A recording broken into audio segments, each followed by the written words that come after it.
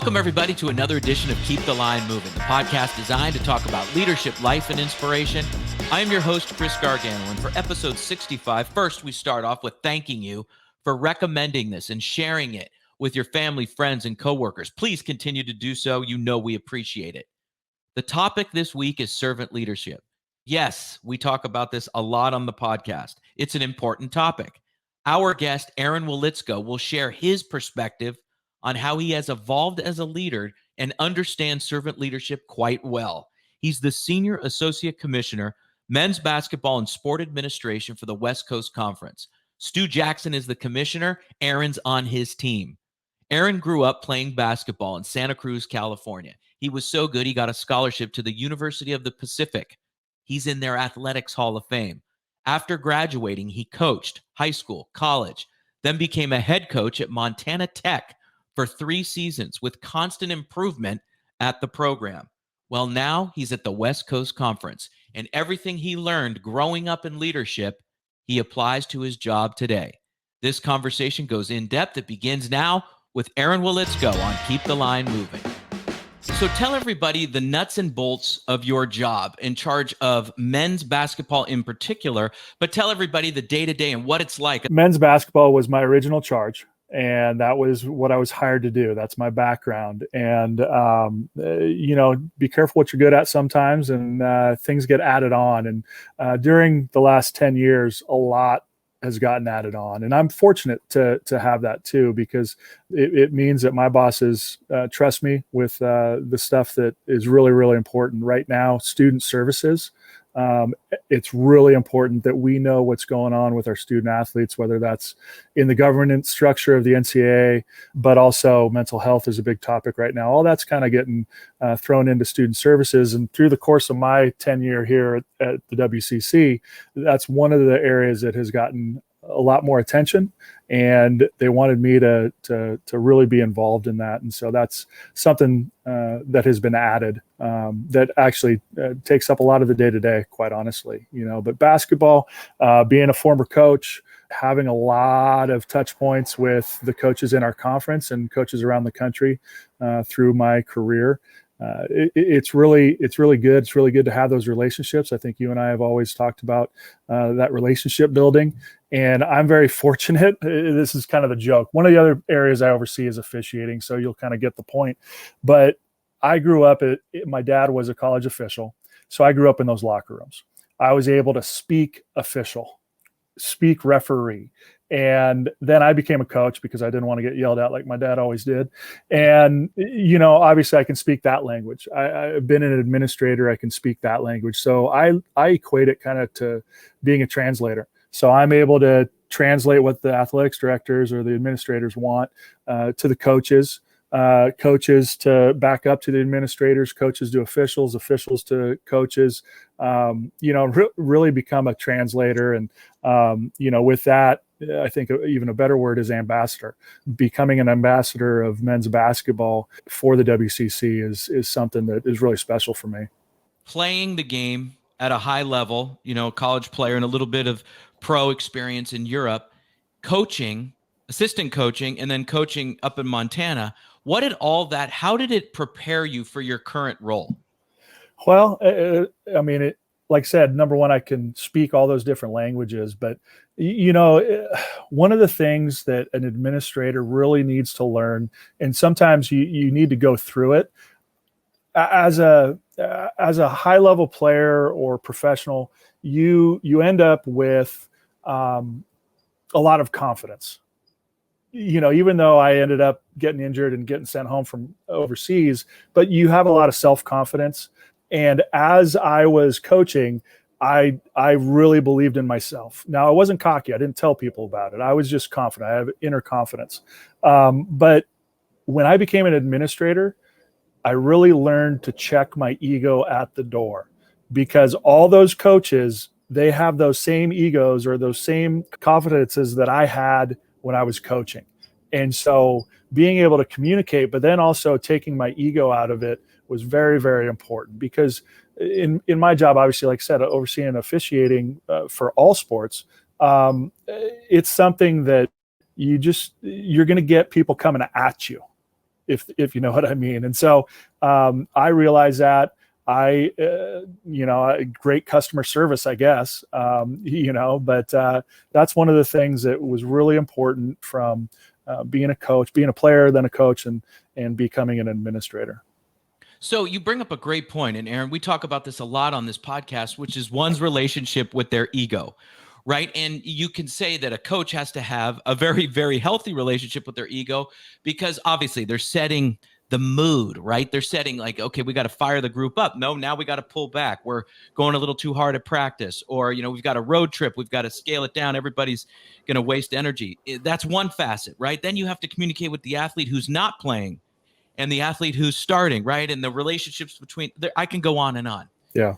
So and you have to be the point person per se. It's changed and evolved a little bit now with how we are as human beings and such, but describe the realization you had when you just said right there that now you're an administrator and that relationship with your ego had to change. Was it one singular moment, or did you see, hey, if I take this coaching mentality into this meeting room, they're going to throw me out? Yeah. And that's really what it is. I think it's a kind of a massaging of communication sometimes, because if I'm being honest, if I'm in a meeting with my 9 head coaches and I want to get a point across, I treat it a little more like when I was an assistant coach. I suggest things and make them feel like it was their idea. So managing up, even though, I'm a senior level administrator, sometimes it's good to make them feel like it was their idea, and give them options too. So don't just come at them, term before that I used, but don't just come at them with, hey, this is what it has to be. Maybe come with a couple different options, so to speak. So that's all part of it. And I'm looking right now at the WCC teams, right? So all those head coaches, you meet regularly. You probably have conference calls. You probably have Teams or Zooms with them. How does that go? How do you run those meetings when you're trying to figure out the 2023-24 men's basketball schedule? How do you start it? Because you're coming in, you've got Spirit from the Gales, you've got the Dons coming in, the Waves down south. How do you corral all that wonderful enthusiasm and get everybody listening and kind of operating for the greater good? Yeah, and that's a great question, because I think it all circles back to relationships. I think that I've been fortunate enough to have relationships with some of these coaches even before I was in this role as a coach. And so I think it's really, really important that you continue to build those relationships and foster that, because I not that I need everybody to be my friend, but I need to be respected, and vice versa. I need to respect the coaches that I'm here to serve. And I enjoy my relationships. Every one of those coaches is unique in their own regard. And it's not just the head coaches, it's the assistant coaches, and it's all sports too. I feel like I've created a respect from all our different sport coaches, not just men's basketball, that I've been able to communicate even better with them when there is something. As an example, you gave the schedule. If someone, a coach in women's soccer, they're looking at their schedule from their personal point of view, and I got to think of 9 schools. And, everybody's just looking at, hey, well, this is going to be a tough road stretch, as an example. And I have to be able to explain that the reason why they got that road stretch. There's a lot of nuances, but I'm able to communicate that because of the relationships. And you don't just build a relationship overnight, obviously. You have to go about it every day. You have to build it. We used to talk about it when I was coaching. Trust, because that's ultimately what it's about. Trust is given and earned. So those coaches and really the conference gave me trust when they hired me. It's my job every day from there on out to earn the trust. And so it's given and earned, in my opinion. And so that's what I try to do every day. So that's a great point. So trust isn't just, hey, how did Aaron do with the schedule? Or, hey, how did Aaron do with this initiative? Trust is every day. And you're having regular conversations, right? You can't trust somebody you don't know. Exactly. So how do you frame your relationships with all the coaches and constant communication? How do you structure that? That's a lot of people. How do you go about those touch points? Yeah, and I think a big part, technology is such a great tool. It can be a detriment at times because we hide behind our screens or our cell phones. But sometimes a text message is just telling someone that you're feeling, thinking about them. I mean, the funny thing is, in your alma mater, the Gales, Randy Bennett and Mike Matoso, those are two people. So Randy Bennett being the head men's basketball coach and Mike Matoso being the athletics director. There's a lot of times that we just haven't spoken for a week or two, and we just call each other just to say what's up. And you just continue having those touch points. Sometimes it's safe to do a text message. A lot of times it's a call. Especially if you're delivering or planning on delivering some negative information, it's a call.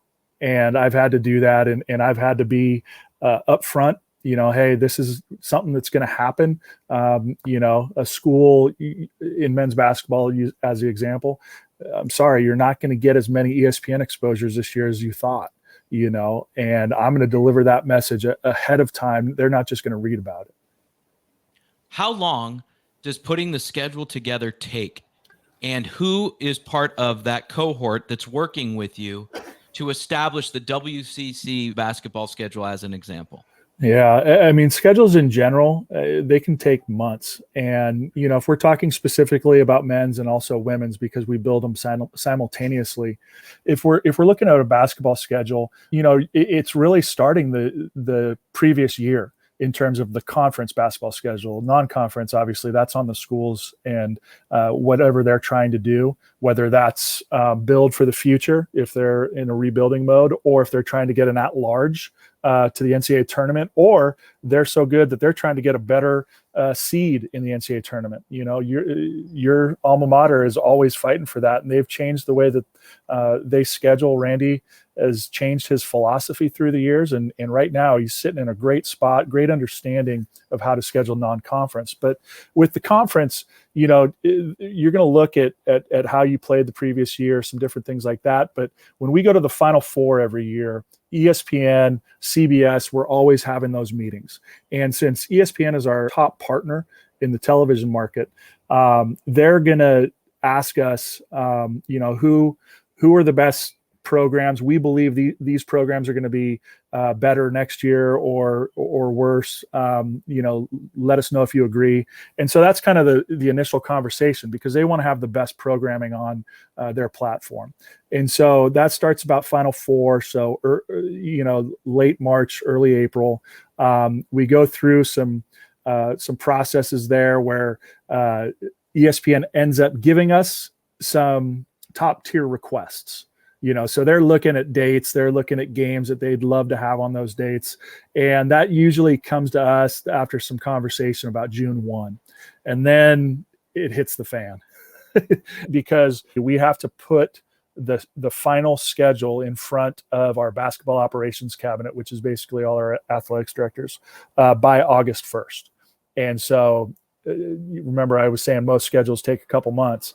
It's very intensive June and July. So quite honestly, I take my vacation in August most years. But, we go through that and we have a process and we're building that. My brain works like that. I see the grid. I see all the different pieces to it. And I can put the puzzle together.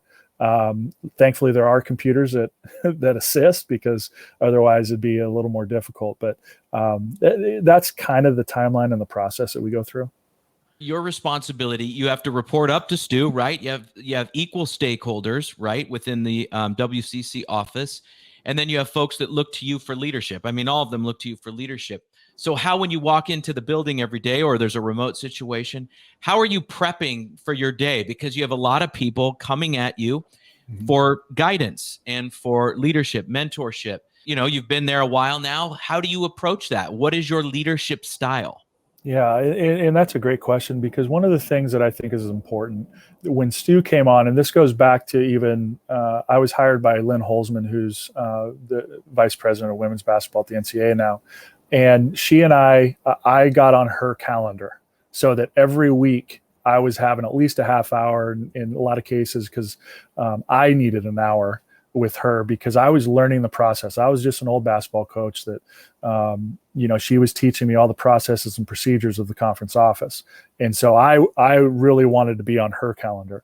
When Gloria came in, Gloria Navarez, who's now at the Mountain West, but she was at the Pac-12 before, and I worked with her on some projects.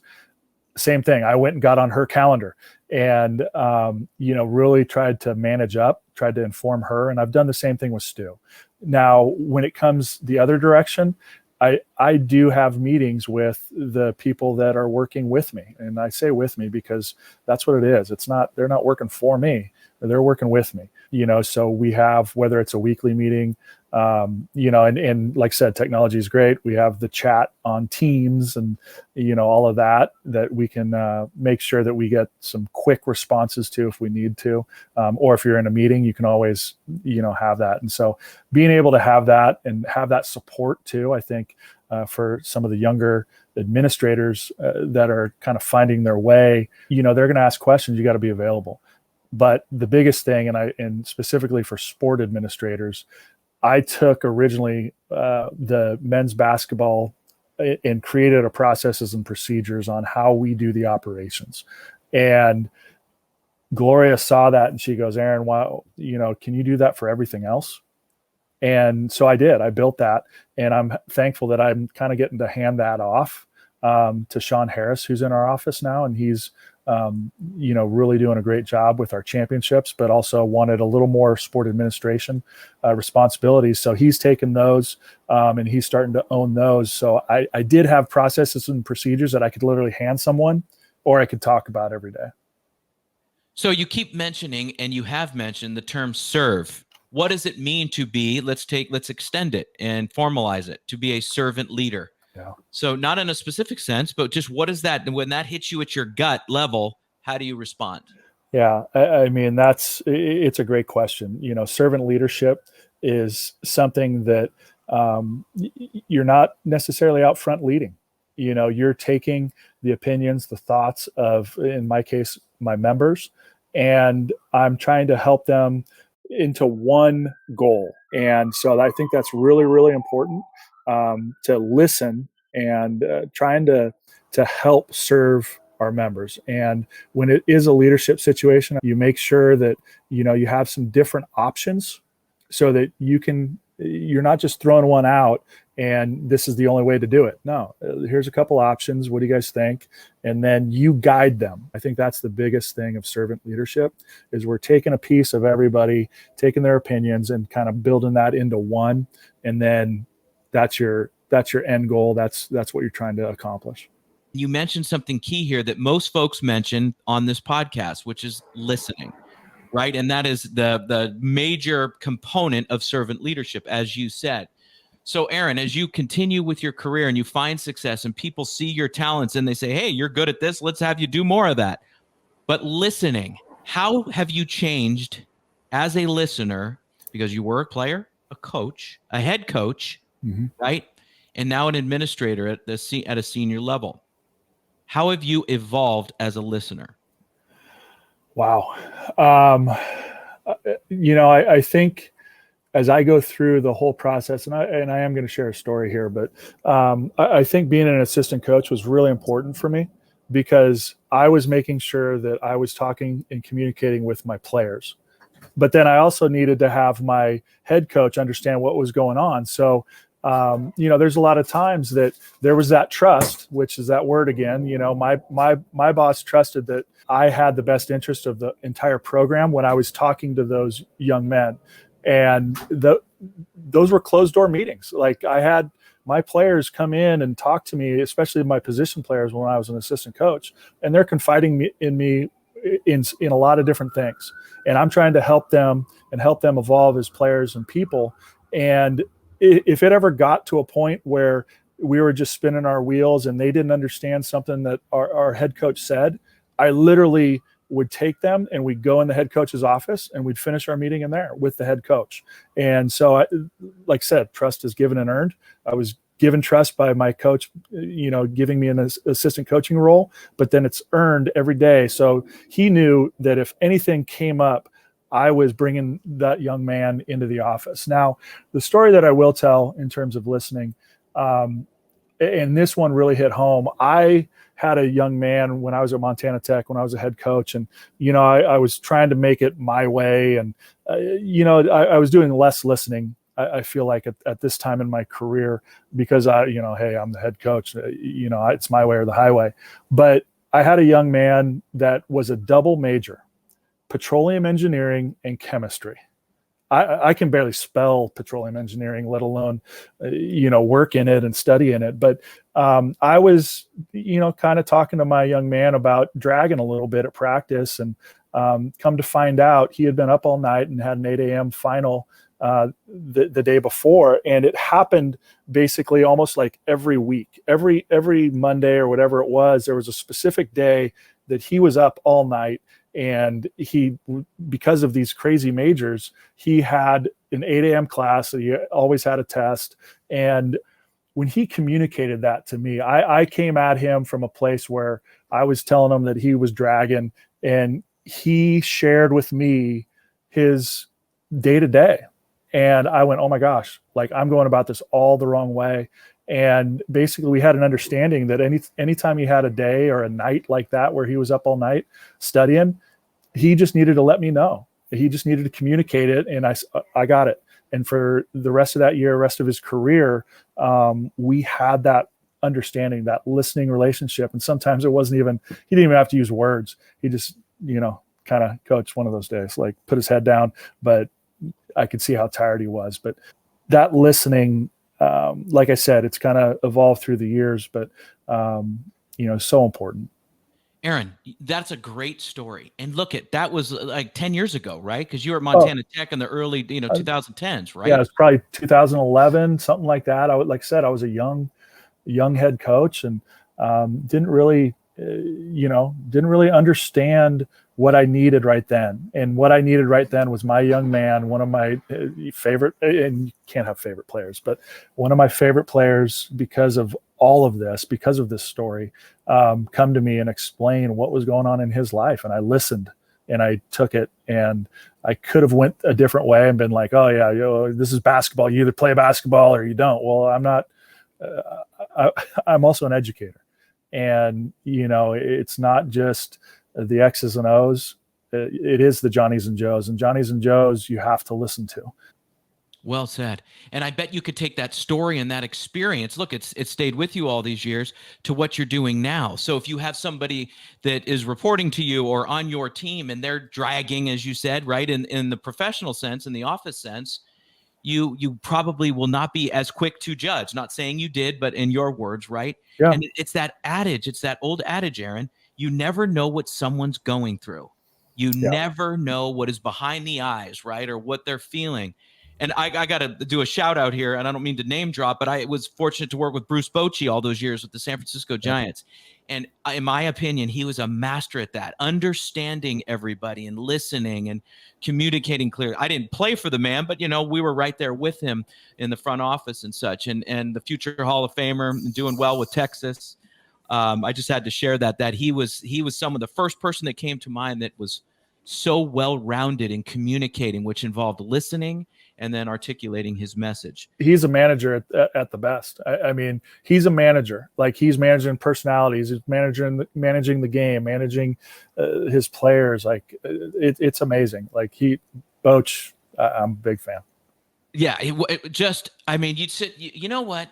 Now that you got me on this, he would walk into the dugout, right, and well before batting practice. And because I worked there, we would be there early for different content responsibilities or PR things, and I would just be able to talk with him freely, and he would talk about some player, and this and that, always positive, but real, not like overly optimistic, but real, and it was just so refreshing. Just great being around the guy. Yeah, he's a good dude. Absolutely. All right, let's go. Speaking of all-star moments, you ready? Okay. All right, Aaron. How do you deal with adversity? Head on. I think it's something you just have to. There's always adversity. You just got to deal with it, because otherwise it's going to be a bigger problem. 2, how do you give yourself fuel?